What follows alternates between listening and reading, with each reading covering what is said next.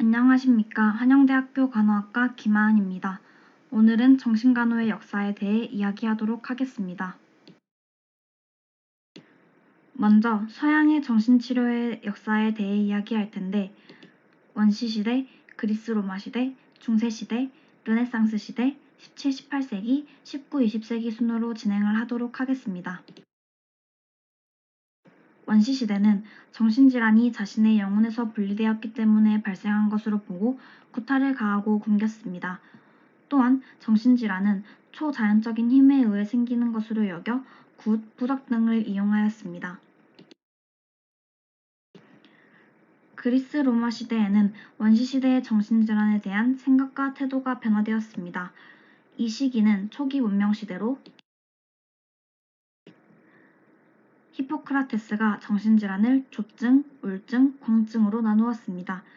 그는 혈액, 흑담즙, 황담즙이 인격 성향을 결정하는데 이들의 불균형으로 인해 정신질환이 나타난다고 하였습니다. 또한 그는 체액 불균형을 바로잡으려고 하였으며 과학적으로 정신의학에 접근하였습니다. 중세시대는 기독교 세계에 영향을 미쳤는데 감정적 장애로 인해 신체장애가 발생하면서 이는 정신치료를 통해 치료가 가능하다고 생각했습니다. 이 시기에는 로마 제국이 멸망하면서 종교적 믿음이 변성하였으며 정신질환은 초자연적 힘이나 악령 때문이라는 이론이 다시 나타나 암흑시대라고 불렸습니다. 사람들은 정신질환자를 마녀라고 여기며 그들을 처벌하고 추방했습니다. 르네상스 시대는 인간 육체에 대한 존중 사상이 퍼지기 시작하면서 정신질환자에 대한 동정과 박해가 동시에 나타났습니다.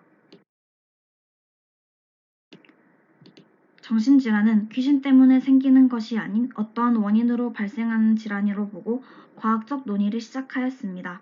또한 정신질환자는 마녀로 취급당하는 사람임을 밝혀 치료적 관계의 중요성을 인식하였으며 친절과 신중한 관찰, 자애로운 태도를 강조하였습니다.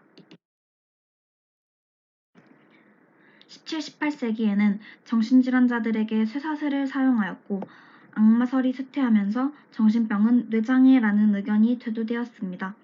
하지만 정신질환자는 여전히 감금되었고 전혹하게 다루어졌습니다.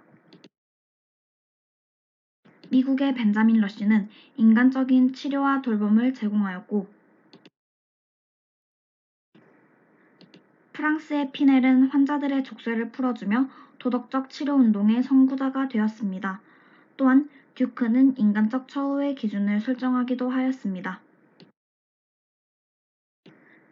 19, 20세기에는 정신장애를 생물학적 원인으로 보며 도로시아가 감옥의 비인간적인 대우를 개선하면서 주립정신병원을 건립하였습니다. 하지만 20세기가 되면서 정신질환자 수가 늘어나며 대형 수용소가 생겨났습니다. 이때 전기충격, 전두엽 절제술 등 혐오감을 불러일으키는 치료를 시행하면서 정신질환자는 다시 편견과 두려움의 대상이 되었습니다. 이 시기에 프로이트는 자유현상과 꿈의 해석 등의 정신분석 기법을 개발하였고 1933년에 인슐린 충격요법이 개발되었으며 1935년에 메트라졸을 주입하면서 조현병 환자의 치료를 성공하게 되었습니다. 1953년에는 클로르프로마진이라는 향정신성 약물이 발견되었고 20세기에는 뇌영상 촬영술이 개발되었습니다. 우리나라의 정신간호의 역사에 대해 간단히 살펴보도록 하겠습니다.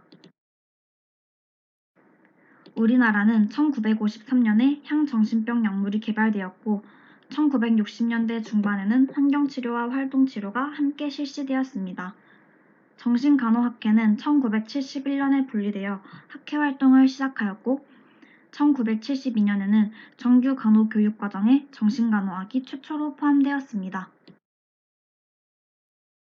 또한 1992년에는 정신간호학회지가 발간되기도 하였습니다. 1995년에는 정신보건법이 제정되었고 2013년에는 정신질환에 대한 인식이 개선되면서 정신건강증진법으로 명칭이 변경되었습니다. 우리는 정신간호의 역사를 공부하면서 정신질환에 대한 인식을 개선해야 합니다. 정신질환은 적절한 치료만 잘 받아도 증상이 많이 개선될 수 있기 때문에 주위 시선을 의식하면서 치료와 진단을 멀리하는 일은 없었으면 좋겠습니다. 감사합니다.